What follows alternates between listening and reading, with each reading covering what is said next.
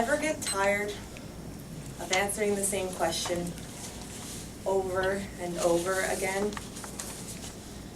I think it's a problem with society, and while no comedian, I find myself cracking jokes to avoid answering them. You see an engagement ring. You ask, when? Bulging bellies everywhere are asked if they'll grow up to be women or men.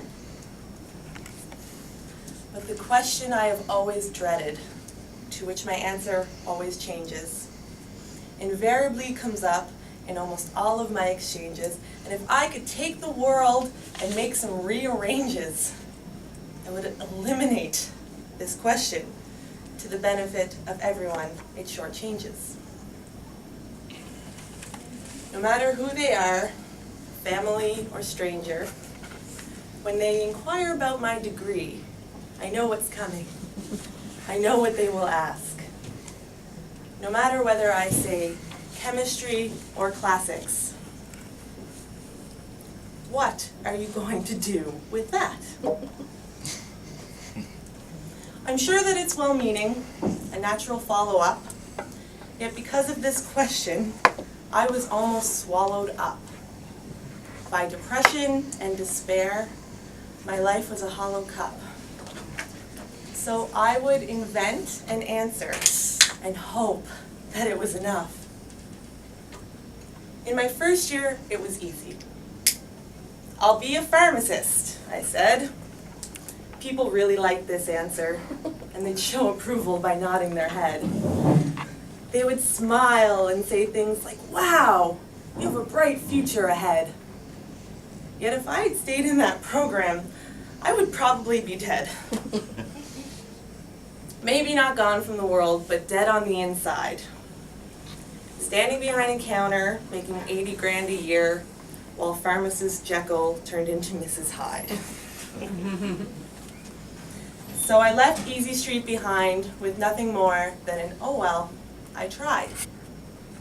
And what do you think was the next degree I eyed? Why, the world of commerce. That's where I set my sights. Yes, a career in the business world would be my next endeavor, despite the fact that all I wanted to do was right. But in the real world, they told me, things aren't just black and white. You need a job. You need an income. You need to make a living.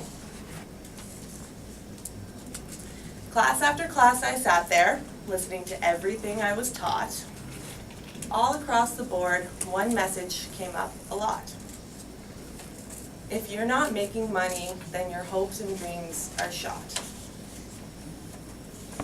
Somewhere along the way, I guess they all forgot that some battles aren't about money, but they still deserve to be fought. I didn't need a degree to make something that could be bought. I didn't go to school to learn how to earn a yacht. And if university teaches us to make money, who is teaching us free thought? So I scrapped another plan, went back to the drawing board. I thought about the areas I'd left unexplored. School was draining me, and I could no longer afford to pay my astronomical tuition if I wasn't getting a reward. So I looked at all my credits and thought, what can I put these toward?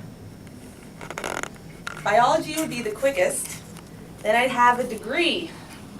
That little piece of paper everyone told me was the key. So I was studying to be a scientist who wasn't interested in discovery. Sure, I love to learn about it, but hands-on is not for me. Yet from where I stood, there was no other option I could see. Finally, I caved. Crushed under the weight of expectation, under the conflicting advice of many, under the pressure of choosing a vocation. I was a fifth-year dropout with a student loan for consolation.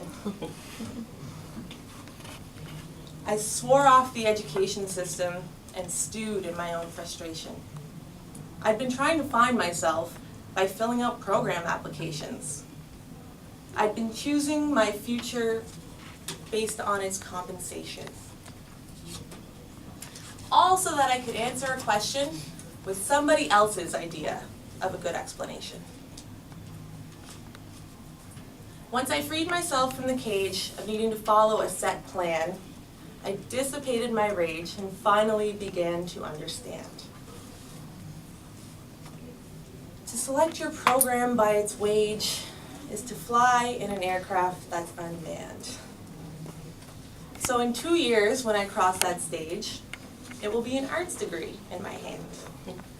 Not because it's what I want to do, but because it's who I am. The world we know is changing, and the future is uncertain.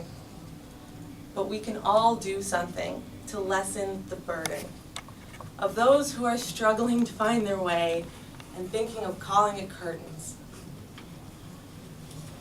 What kind of education system values what you do over who you are? I think we need more thinkers, not more people selling cars. When it comes to planning your future, you need to raise the bar.